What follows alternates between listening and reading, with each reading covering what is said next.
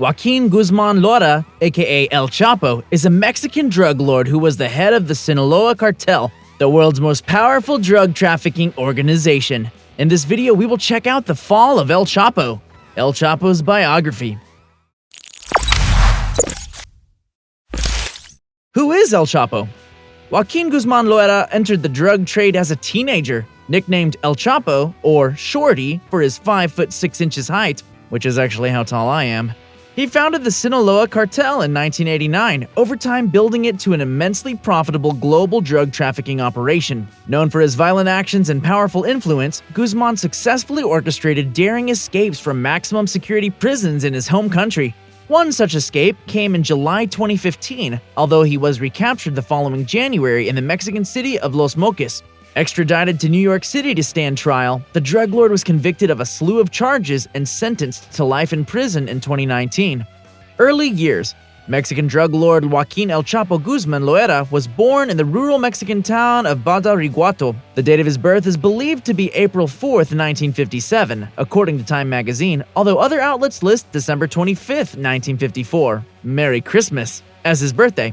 Guzmán's childhood was shaped by his family's poverty and his abusive father, a violent man who was in the drug trade. By his teens, Guzmán had been kicked out of the family home and was forced to make his own way. With little schooling in his background, he eventually found himself following his father's path, growing marijuana for small amounts of cash. Rise to power. By the late 1970s, Guzmán had proven his value in the narcotics business and began working with another rising young dealer named Héctor Luis Palma Salazar. Guzmán oversaw the movement of drugs from his home district of Sinaloa, a crucial drug trafficking area on the western end of Mexico, where narcotics flowed north to coastal cities and into the United States. By his late 20s, the quiet but savvy Guzmán was supervising logistics for another drug kingpin, Miguel Ángel Félix Gallardo, founder of Guadalajara Cartel.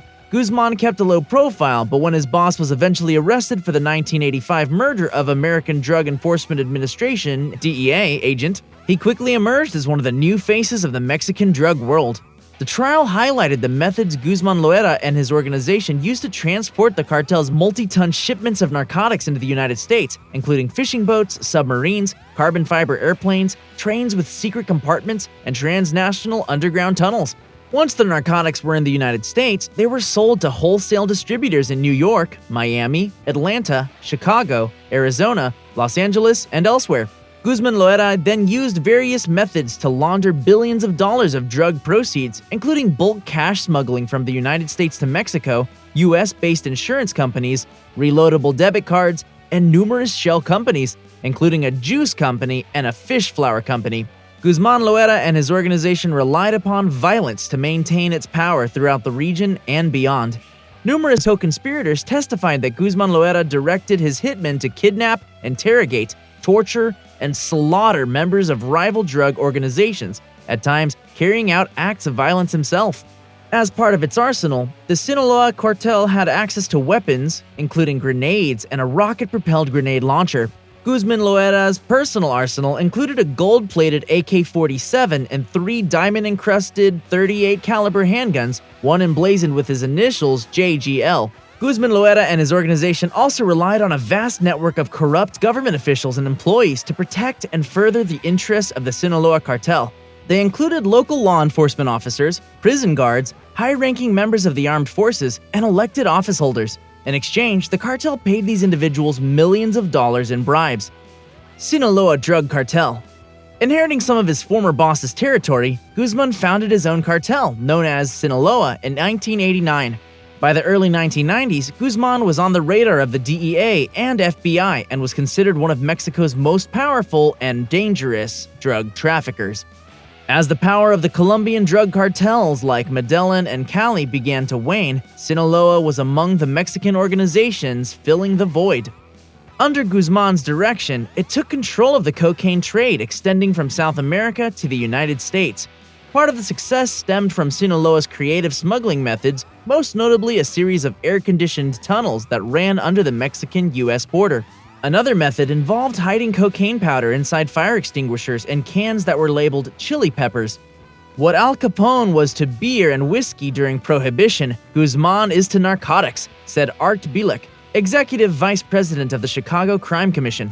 Of the two, Guzmán is by far the greater threat, and he has more power and financial capability than Capone ever dreamed of. In addition to cocaine, Sinaloa trafficked heroin, marijuana, and methamphetamine into the US and beyond. Eventually, the cartel's tentacles touched 5 continents and grew to be the biggest drug operation in the world. Guzmán coupled that success with serious muscle. He established gangs with names such as Los Chacos, Los Tejas, Los Lobos, and Los Negros to protect his empire.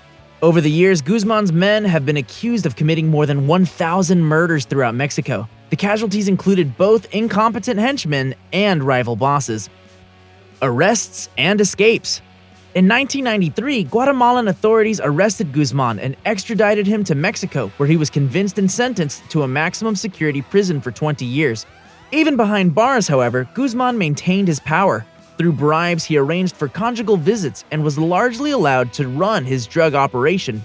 With his near-mythical lore already established in Mexico, many villages in his home district saw Guzmán as a Robin Hood-like figure. His legend grew in 2001 when, with the help of bribed prison guards, he escaped prison via a laundry cart. A federal investigation led to the arrest of 71 prison employees, including the warden. On the lam, but not out of the drug business, Guzmán only tightened his control and expanded his fortunes over the next decade and a half. By 2009, Sinaloa was reportedly pulling in $3 billion annually, putting Guzmán's net worth at around $1 billion. That earned him the number 701 ranking on the Forbes list of the world's richest people. Guzmán quickly became the #1 drug target of the US government, which offered a $5 million reward for information that led to his arrest. In 2012, the US authorities froze the American assets of his family members. An aggressive assault on drug cartels started by the Mexican government in 2006 failed to uncover Guzmán, who moved freely around his country. He even got married during that time period, celebrating the event with a large party that included police officers and local politicians among the guests.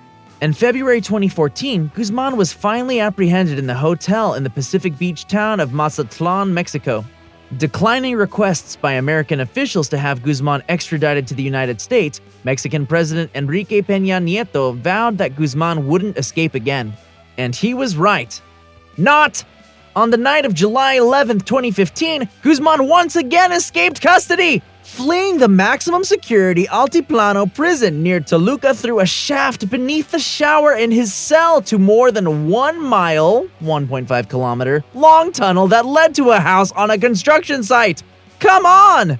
The roughly 5.6 feet, 1.7 meter, high wood-reinforced tunnel through which Guzmán fled had lighting and ventilation, indicating that it had been in the works for some time.